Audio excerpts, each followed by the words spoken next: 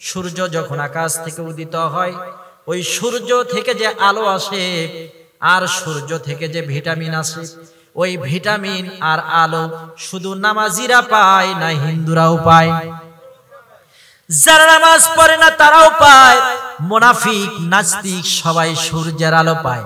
আল্লাহ রাব্বুল আলামিন বললেন আর রহমান, আমি এমন রহমান, ওই রহমান নামের গুণে সবাই খায়।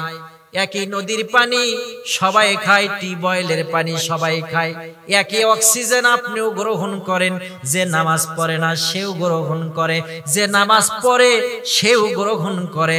আল্লাহ বললেন আর রহমান, আমি হলাম রহমান, আমি সকলের জন্য দয়ালু। সবার জন্য আল্লাহ কি? দয়ালু। কিন্তু রহিম, এটা খাস করে সেই বান্দার প্রতি আল্লাহ দয়ালু, সেই বান্দার প্রতি আল্লাহ দয়ালু যেই বান্দা দুনিয়াতে আল্লাহর হুকুম পালন করবে। আল্লাহ পাক যেদিন হাসরের ময়দান বসাবে, বান্দাকে আল্লাহ তার জীবনের সকল গুনাহ মাফ করে দিয়ে যখন বান্দাকে জান্নাতে ঢোকায়া দিয়ে আল্লাহ বলবেন, বান্দা তুমি চিরদিন জান্নাতে থাকো, তোমাকে যে জান্নাতের ওয়াদা করেছে